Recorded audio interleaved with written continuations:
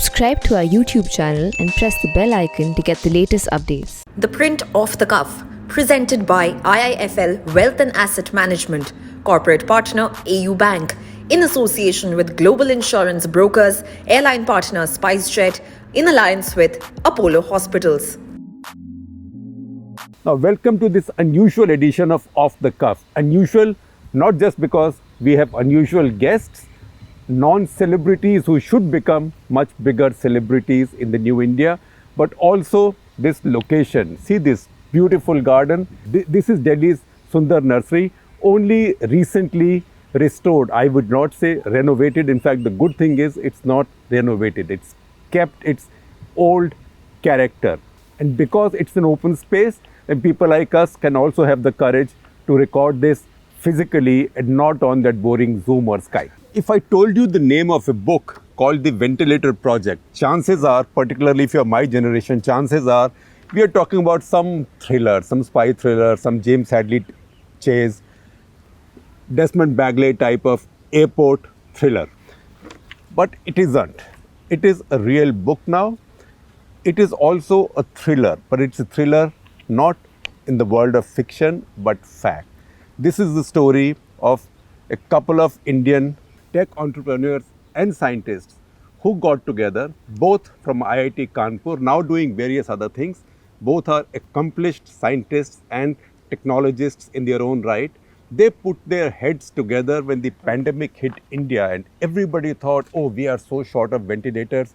And a lot of the global media was painting pictures of bodies piling up on the streets of Delhi or bodies being taken away in wheelbarrows. At that point, when the whole world was searching for ventilators, these two Indians got together and they produced a wholly Indian designed, Indian made ventilator. And you know what? This is a ventilator of the world class. So Srikant Sastri and Amitabha Bandyopadhyay, am I right to say that you did not accept a 20% quality compromise ke chalo apna bana hua hai? Not at all. I think we were all very clear. There is a race against time, but there's also a race to ensure that it's world-class quality, no compromises on that, because Brand India had to ensure reliability first and foremost. Yeah, and it's something that can be sold anywhere in the world? Well, for that you need FDA and CE Right. certification, which takes 1 to 1.5 years. No, but if you were to apply, you think this will in the process. you think this will qualify? Yes, yes. You are confident. All the preliminary test data are out there, and it is good. So it's not the same as saying कि ठीक है Mercedes नहीं है तो क्या हुआ, ambassador है, but at least it's made in India. It's not like that. Not at all. I think it is world-class. That was ingrained in those two young engineers we were mentoring. Do anything, but don't cut corners, don't compromise quality. This has to meet world standards. And who were these two young engineers? So that is Nikhil Kurele and Harshit Rathore. Both graduated in the year 2016 from IIT Kanpur. One is from mechanical engineering and the other is from chemistry. And you know, Shekhar, So how come they didn't do their MBA and start selling toothpaste for Colgate or orange juice for they were bitten by the bug. Hindustan Levers? I in fact met somebody on a flight once who gave me her card and said VP juice at I think it was at Pepsi. Yeah. No, they were bitten by the bug. They had very early exposure at IIT Kanpur. They came up with this idea themselves that, you know, the solar panels are all out in the desert areas. What happens when they get dirty? They will not be efficient anymore. So can we clean them up, and which must not use water? So, you know, at IIT Kanpur there are a lot of solar research that goes on. They grabbed one of those solar panels, which is a bhikri banke, and started designing their robot. So they were originally teammates for IIT Kanpur car racing team. So every year you have that competition. So they were very good in developing these race cars. They applied those understanding to develop their first robot, which is their first business, by the way. They are still doing that. And then they thought that, you know, if we can move mechanical parts with electronics, we can make a ventilator. So what is this Startup Incubation and Innovation Center? So there are about 150 incubation centers that have been promoted by the government of India usually affiliated to a good engineering college or a CSI research center. And the idea is to decentralize entrepreneurship across the country and make it easy for young people to become entrepreneurs by getting both guidance and mentoring close to their alma mater. So Startup Incubation Innovation Center is the incubator at IIT Kanpur. See, I think first of all, it's a marvel that you can make anything work in Kanpur. Because over the decades, I've only seen the city sort of decline, and nothing seems to work there. And the only efficient organizations in and around Kanpur are the mafias of various kinds. So how do you protect your students, everybody, and the spirit of entrepreneurship and innovation from all that? Now, I think IIT Kanpur, I graduated from IIT Kanpur in '83, which is now 37 years ago. Right. From then to now, one thing that I see is that even the mafia respects IIT Kanpur and keeps away from IIT Kanpur, saying ये हमें इज्जत देता है, इसको नहीं छुएंगे हम, वो हमारा नाम रोशन करेगा. So that's how you become literally an oasis within which talent can bloom and enterprise can bloom. And how do people like you work with this entrepreneurship cell? So it is fairly straightforward. So we are kind of a post office for government money. The government is pumping in a lot of money in the incubation ecosystem, and that money is given to these incubators. And in UP, unfortunately, we are perhaps the only incubator of worth its salt. So now what we do, once we have the money, then we issue calls for incubation, and people will apply with their ideas, and our job is to assess the quality of the idea from both engineering standpoint as well as from business standpoint. So we have both kinds of people in our ecosystem, and then the ones that we feel are good, then we give them money, we give them the entire infrastructure of IIT Kanpur to play with. And once their product is ready, then I get to Srikant Sastri and Saurabh Srivastav and people like that who are alumni or well-wishers of our institute, and they then teach them business. Both of you are alumni of IIT So he Kanpur. is a professor of biosciences and the professor in charge of the incubation center. I'm an entrepreneur by profession. I live in Delhi, but I'm on the board of the incubator, and therefore we collaborate closely. Call it industry. But you're academia. both alumni of. I am. He's not. I am alumnus of Presidency College. Your Presidency College. Yes. So how did you get involved with IIT Kanpur? Oh, so Or let me do it differently. Yeah. Why doesn't each one of you describe yourself in 1 minute? Sure. So I've been a lifelong entrepreneur. I became an entrepreneur in the mid-90s when the term startup and venture capital were not invented in India. People thought I was mad. I literally was on the streets, but eventually survived and became successful. So now I spend my time either mentoring young startups across the country, I evangelize the entrepreneurship, and I have a small consulting practice of my own, but I spend a lot of my time mentoring startups at places like IIT Kanpur.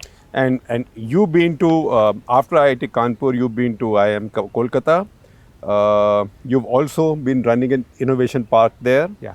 And you've sat on many incubators. That's right. And about yourself? So, for the students out there, I would like to say that I have continuously moved in my life. I am a graduate in chemistry, then I did my master's in biochemistry, then I did my PhD in molecular biology from Albert Einstein College of Medicine in the US. Then I did my postdoctoral research from Harvard on embryology. And now I got to IIT Kanpur as a teacher and professor and researcher to do embryology research and teach molecular biology and biochemistry.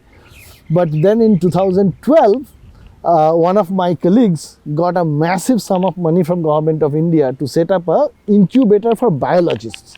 And he is a management department professor. He said, I have the money, but I have no clue about biology. And my department, in its infinite wisdom, volunteered my work. So I set up the bioincubator in 2012, and then slowly I started building that ecosystem, which is now very well developed. And then in 2018, I took charge as the professor in charge of the whole incubator. And when you saw me today, Yeah. you saw this brace on my finger, and you asked me what happened. You said your field is osteoarthritis. Osteoarthritis, So how yeah. did you get from chemistry to biology to embryology to bones. Yeah.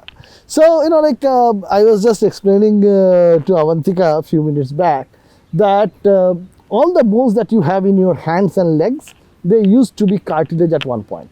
I see. And what happens in osteoarthritis? So cartilage is what I have here. Not that Not cartilage, there is another cartilage, which is lining the ends of your bones. I see.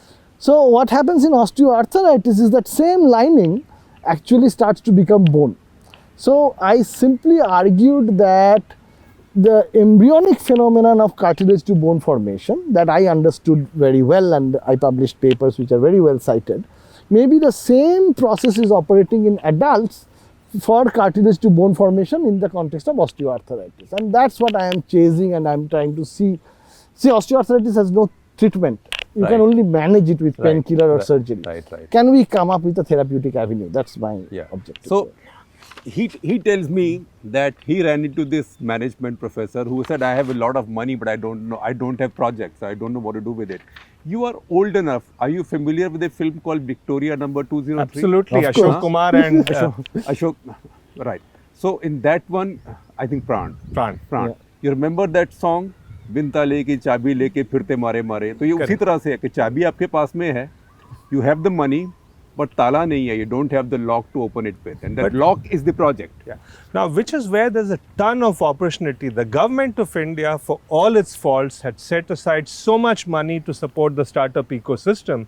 What is missing is a way to channelize that money into good projects which can solve India's problems actually.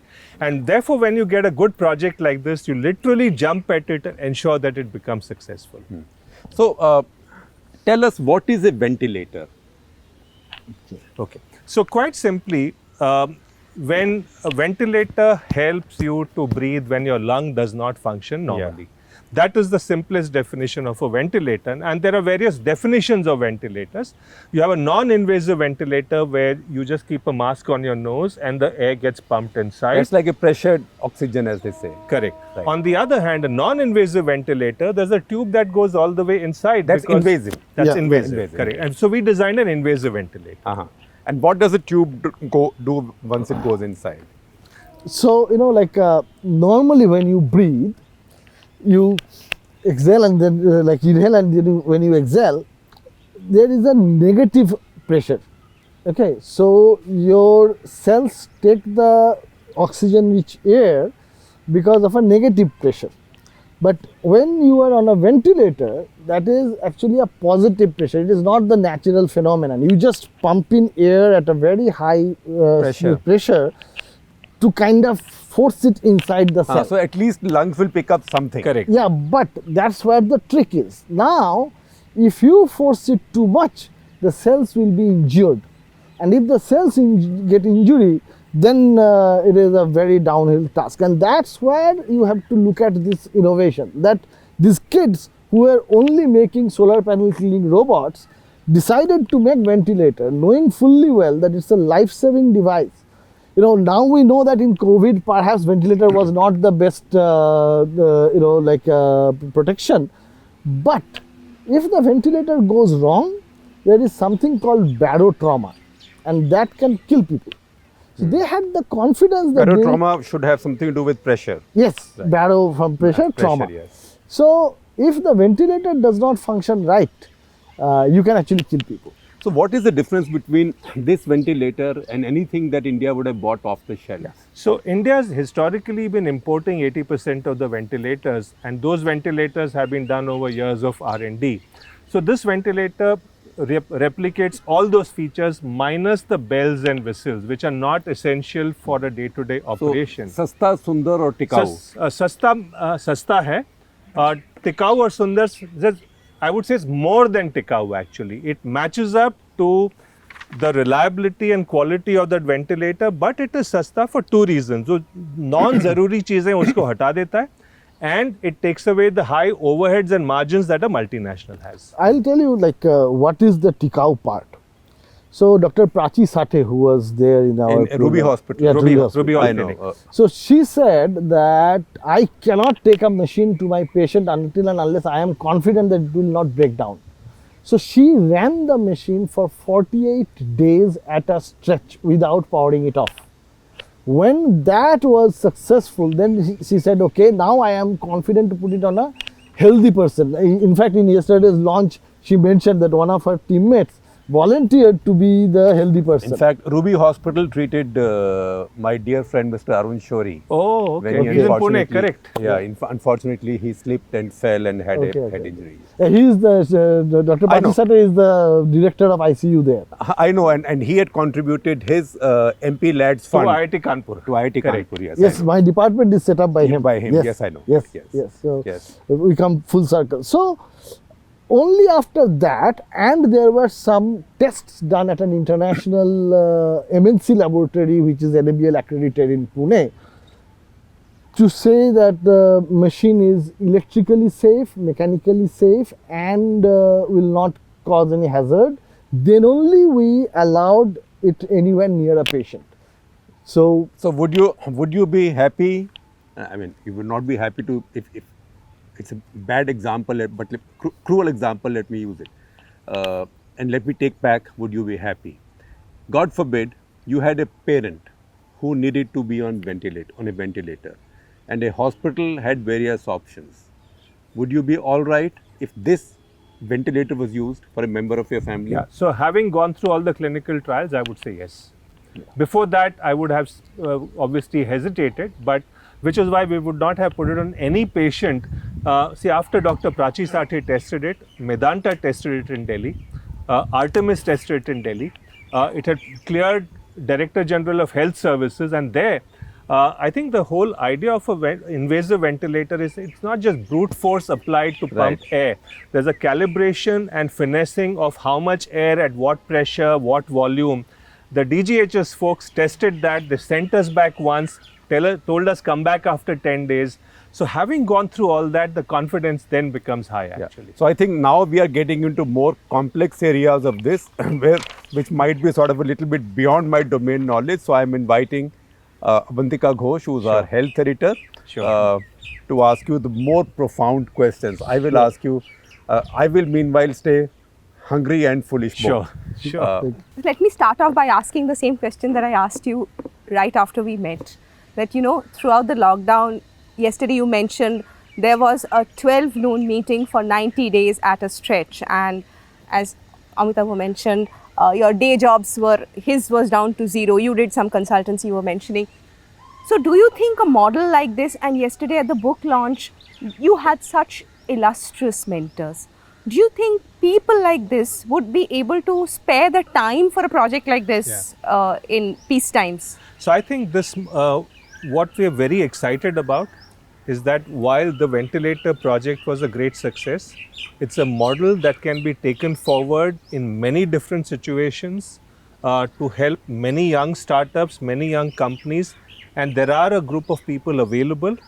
These are unlikely to be people who have a full-time career, but there are so many people in their 50s and 60s who are near retirement, post-retirement, who are looking for great things to do, don't know what, and suddenly if this matchmaking is made possible, I think it's going to be a great outcome. The startups and ventures are going to get great advisors. Advisors are going to get fulfilling things to do, and they live longer because they have a lot more to look forward to actually, so, which is what gives us so much excitement. You mentioned in the book that Indian doctors are they're not very open to Indian products, and you also mentioned that I think 80% of all the medical equipment that is used in India is imported, which is a vast amount of money. So what do we need to change that? The first thing we need is quality assurance. A doctor must know that the product, because at the end of the day, it is the doctor who is responsible for the life. Okay? So he or she will not feel comfortable unless they are sure that the quality of the product is good. Now, for the quality of the product to be good, what we need to have is a very strict testing and certification regime. Now, often in India, strict is, misconstrued as complex. It does not have to be that way. Because think of any business, particularly startups, they are bootstrapped. If the testing and certification takes a year or two, nobody is going to fund them for that period. Right. Okay, so no innovation, no new device will come.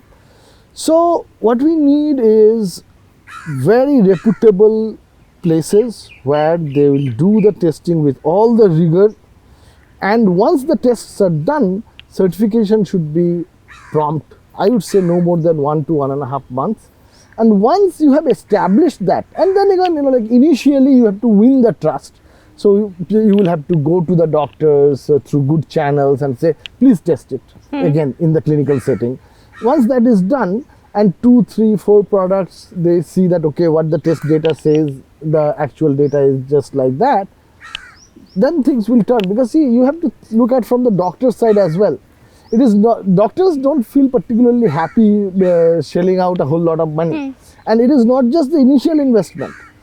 If, and certainly a machine will break down, when it breaks, it is a service that takes a whole lot longer if it is an imported product. If it is a domestic product, you get service much faster as well. So there is the market, there is the requirement, we just have to supply the quality, that's it. I'll add 2 aspects to this. One is, doctors have said as much, that when they do their MBBS, they're told by their professors that these are the good equipment that you should work with, and they invariably tend to be foreign equipment because that's what their professors are used to. So that mindset can change provided you do what Amitabha said, create good reliable products here. But so it's a long road. Apart from putting in place reliable products, what we need is continuing education programs for doctors, and multinationals do a fantastic job of that. They have year-round courses and programs where doctors also need to keep learning and relearning. They spend time teaching the doctors, and when doctors learn on a set of products and equipment, they get very comfortable. So Indian companies also need to invest in that. It's not just I have sold you a product, now do what you will with that, but I will help you to use it better. That is also an essential part of the investment they need. Yeah, another thing that I am very happy that Noka Robotics is doing, such startups, they should collaborate with reputed academic institutions, research institutions, and put out research papers on their products. That actually earns a lot of confidence, because as you know that research papers are peer reviewed. So someone else is saying that, okay, what they are saying is the right thing.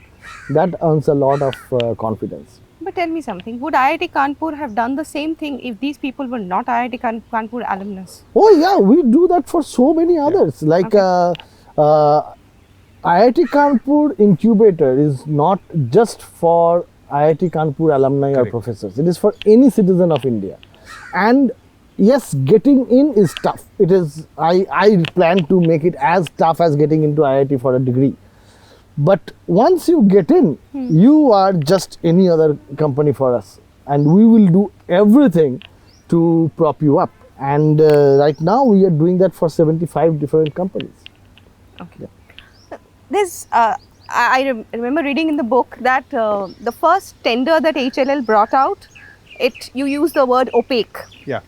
Do you think Government of India is really ready to support this level of innovation? And So the government conceptually wants to support innovation. But what we must remember is things like Startup India, etc., just about 6 years old now, and therefore has the message seeped down through the bureaucracy? The answer is no, because it's a question of the left hand not knowing what the right hand is doing, and there is a desire to do innovation, but it's not translating into practices. For example, take procurement policy. Government is the biggest buyer for healthcare equipment. But when government rolls out a tender, it says, show me a 3-year track record of selling to government hospitals. Now, where will a startup have a 3-year track record? But the government is also learning very quickly. The e-procurement platform now has something called as the Startup Runway, which says for procuring from startups, I will make concessions that make it easy for them. So I think there's reason for optimism that even the government is changing. one last thing, so many companies were trying to build ventilators, and this DGHS committee that you talk about that cleared this, they have actually rejected and re-rejected several ventilators made by very reputed firms. Yes. Apart from the fact that they had these mentors, or would you say that was the only reason why Noka achieved what it did when the others could not. We had some very reputed companies doing it. Yeah. So, when Yasdeep Kumar, the global R&D head of Stryker, mentors you that how to design a product, and nothing to take away from Nikhil and Harshit, they are absolutely brilliant. The first model that they made within 48 hours, this is how they did it. A ventilator requires a pressure sensor. Everything was closed, right? Lockdown. They went to a hobby store where you can make UAVs, and UAVs or drones, they require pressure sensor. They got pressure sensor from there. They went to the same hobby store and got an aquarium pump for air pumping. So that is the kind of innovative kids and fantastic mentoring, and like the diktat from the mentor force was that there cannot be any compromise on the quality. And I have to give a lot of credit to Nikhil, Harshit. See, for us, it was only our prestige that was on the line. For them, it was their life and career on the line. Right. Never, ever, either of these two kids say that बहुत हो गया चलो जो है इसी को लेके चलते हैं. Never. So this this devotion to quality is actually what earned them they would have gotten it in the first chance only. Just we did not know that we have to carry our own air cylinder. Right. So to add one dimension to this, the government tender requirement had lots of items. Now these guys ensured that adherence to quality meant I will meet every one of them and not take a shortcut. And in most cases, the other companies stumbled because they could not secure a component from overseas, for example, to meet one of those requirements. So they tried to bypass it or tried to get away with it and hoping no one would notice it, and which is why they kept failing. In our case, I think Nikhil and Harshit's focus on quality was matched by people who could procure components for them and ensure that they were not found wanting on that count. So I think all of these things together, ensuring that, look, I'm not going to try and find any shortcuts. If the government says I want A to Z, I will deliver A to Z. I should also add, it is not a surprise that being from IIT Kanpur helps.